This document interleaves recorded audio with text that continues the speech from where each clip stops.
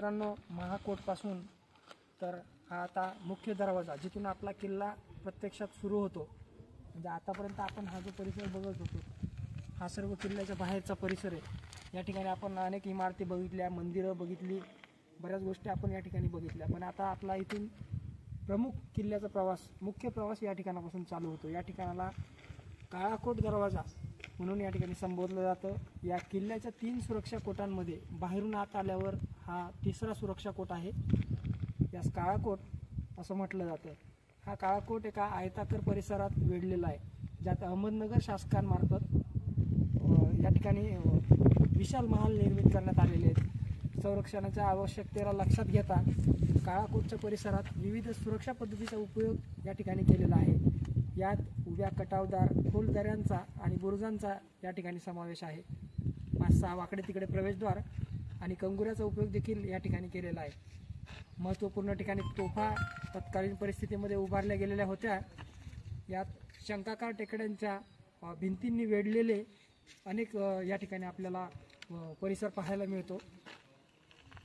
त्याचप्रकारे खूपच कमी अंतरावर 5 ते 6 प्रवेशद्वार या ठिकाणी आपल्याला बघायला मिळतात. यात पुरेसा दारुगोळा संग्रह करण्याची व्यवस्था देखील या ठिकाणी आपल्याला पाहायला मिळते. हे प्रवेशद्वार सेना अधिक गतीने यावर आक्रमण करू नये या कारणांमुळेच येथील दरवाजे कधीही तोडले गेलेले नाहीत. तसंच सुरक्षेच्या दृष्टिकोनातून या किल्ल्याच्या दरवाजांवर ज्या ठिकाणी हे जे 3 सुरक्षा कोट आहेत, या 3 सुरक्षा कोटांमध्ये या काळाकोटला देखील अशा एकदम मजबूत स्ट्रक्चर या ठिकाणी देण्यात आलेलं आहे. ते देखील आपण या व्हिडिओच्या माध्यमातून पाहणार आहोत. चला तर काळाकोट दरवाजा बघूया.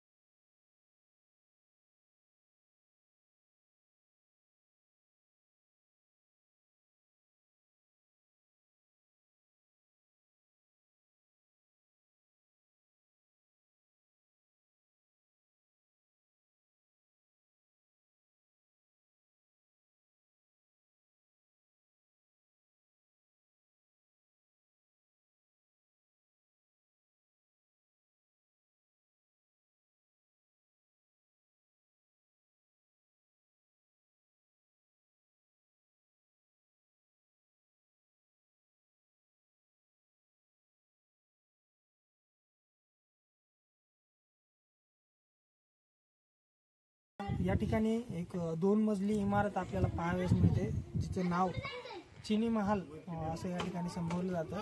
ही एक 2 मजली वास्तू आहे. यात निळ्या आकाशी आणि पिवळ्या चमकदार टाईल्सचा वापर अलंकरणाकरता केला गेलेला आहे. या विशेषतेमुळे संभवतः याला चिनी महाल म्हटले असावे असं देखील आपण या ठिकाणी म्हणू शकतो. इमारतीचा आतील भाग साधा आहे आणि 2 खोल्यामध्ये विभागला गेलेला आहे. समोरून एक निना वर माळ्यावर जातो आहे, परंतु सद्यस्थितीत वरील भाग नष्ट झालेला असल्यामुळे आपणास तो पाहायला या ठिकाणी मिळत नाही.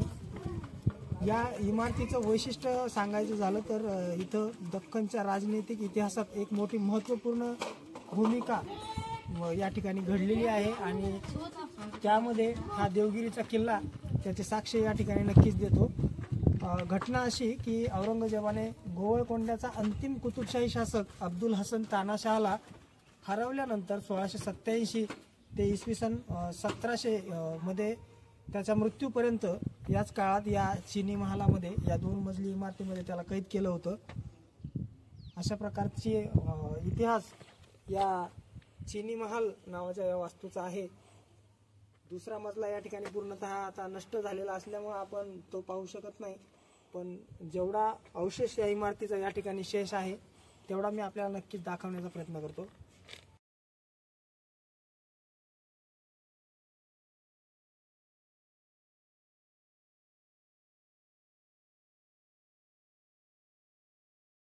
आता हा या ठिकाणी आपण किल्ल्याला कनेक्ट करणारा एक लोखंडी पूल आहे, जो आता सद्यस्थितीमध्ये बनवण्यात आलेला आहे.